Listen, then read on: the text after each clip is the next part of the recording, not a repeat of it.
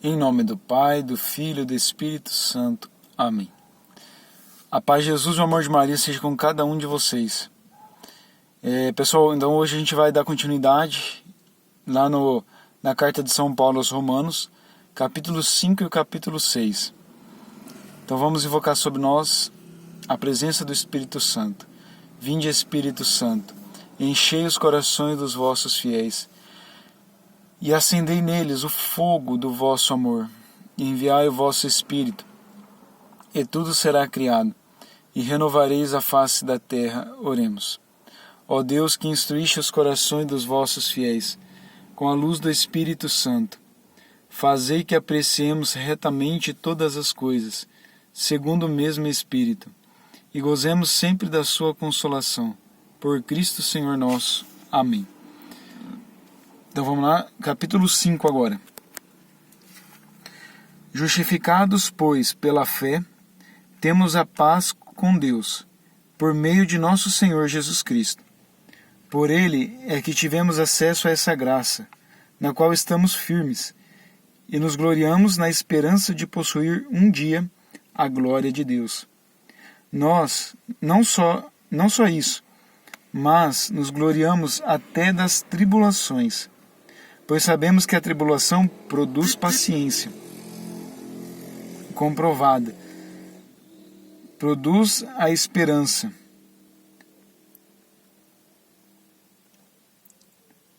E a esperança não engana, porque o amor de Deus foi derramado em nossos corações pelo Espírito Santo que nos foi dado. Esse versículo é maravilhoso. Olha só, versículo 5. E a esperança não engana, porque o amor de Deus foi derramado em nossos corações pelo Espírito Santo que nos foi dado. Olha que maravilha. Com efeito, versículo 6, quando éramos ainda fracos, Cristo, a seu tempo, morreu pelos ímpios. Em rigor, a gente aceitaria morrer por um justo, por um homem de bem, quiçá se consentiria em morrer. Mas eis aqui uma prova brilhante de amor de Deus por nós. Quando éramos ainda pecadores, Cristo morreu por nós. Portanto, muito mais agora que estamos justificados pelo seu sangue, seremos por ele salvos da ira. Se, quando éramos ainda inimigos, fomos reconciliados com Deus pela morte de seu Filho, com muito mais razão, estando já reconciliados, seremos salvos por sua vida. Ainda mais, nós nos gloriamos em Deus, por nosso Senhor Jesus Cristo, por quem desde agora temos recebido a reconciliação. Agora vai começar a terceira parte do livro. Morte em Adão e vida em Cristo. Versículo 12. Por isso, como por um só homem entrou o pecado no mundo, e pelo pecado a morte, assim a morte passou a todo o gênero humano, porque todos pecaram. De fato, até a lei, o mal estava no mundo, mas o mal não é imputado enquanto não há lei.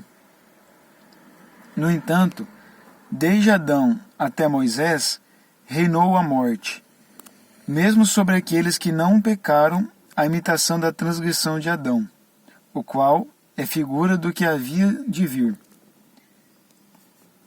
Mas, com o dom gratuito, não se dá o mesmo que com a falta, pois se a falta de um só causou a morte de todos os outros, com muito mais razão, o dom de Deus e o benefício da graça obtida por um só homem, Jesus Cristo, foram concedidos copiosamente a todos.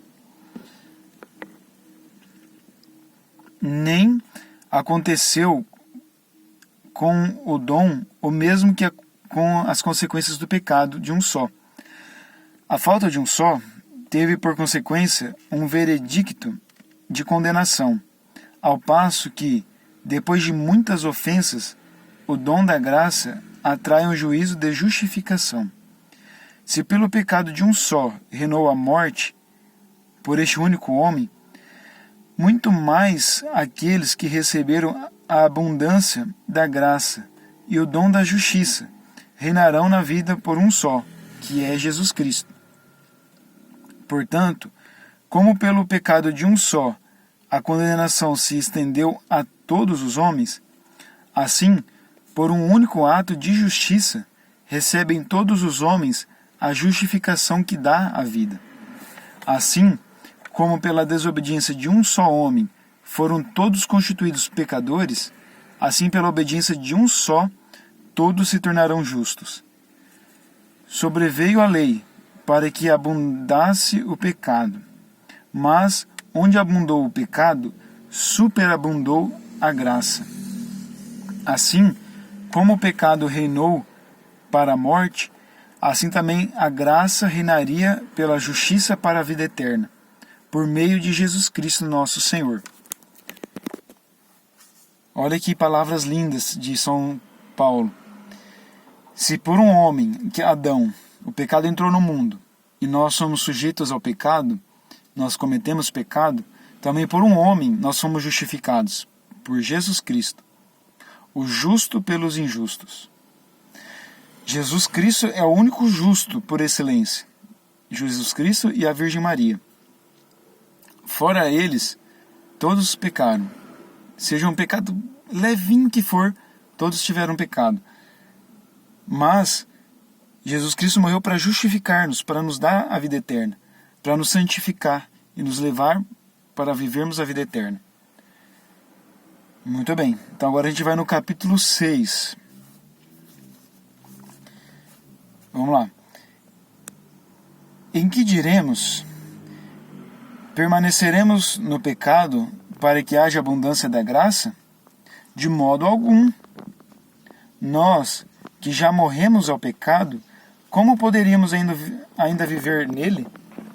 Ou ignorais que todos os que fomos batizados em Jesus Cristo, fomos batizados na sua morte?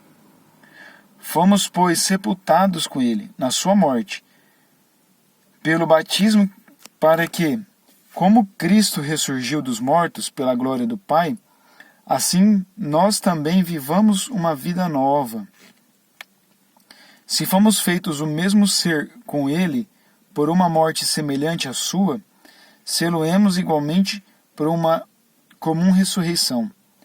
Sabemos que o nosso velho homem foi crucificado com ele, para que seja reduzido à impotência o corpo, outrora subjugado ao pecado.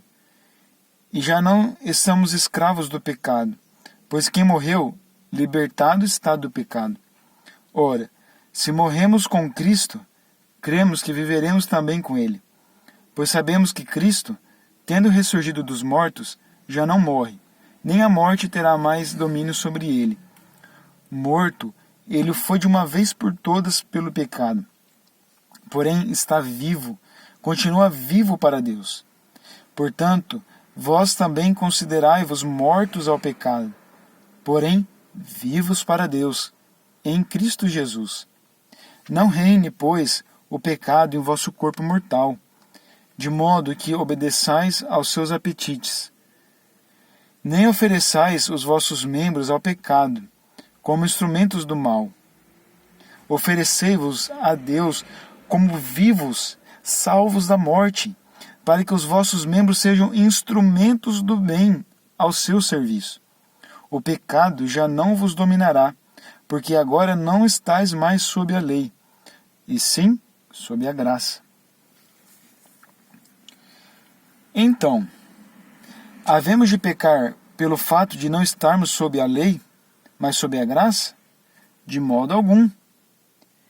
Não sabeis que, quando vos ofereceis a alguém para lhe obedecer, sois escravos daquele a quem obedeceis, quer seja do pecado para a morte, quer da obediência para a justiça? Graças a Deus, porém, que depois de terdes sido escravos do pecado, obedecestes de coração a regra da doutrina, no qual tendes sido instruídos, e libertados do pecado, vos tornastes servos da justiça. vou me servir de linguagem corrente entre os homens, por causa da franqueza da vossa carne. Pois como pusestes os vossos membros a serviço da impureza e do mal para cometer a iniquidade, assim ponde agora os vossos membros a serviço da justiça, para chegar à santidade. Quando éreis escravos do pecado, éreis livres a respeito da justiça. Que frutos produzis, então? Fruto dos quais agora vos envergonhais. O fim deles é a morte. Mas agora libertados do pecado e feitos servos de Deus, tendes por fruto a santidade, e o termo é a vida eterna. Porque o salário do pecado é a morte, enquanto o dom de Deus é a vida eterna em Cristo Jesus nosso Senhor. Palavra do Senhor. Graças a Deus. Eu quase disse palavra da salvação, porque se compreendermos isso que Paulo nos diz, realmente nós obteremos a salvação.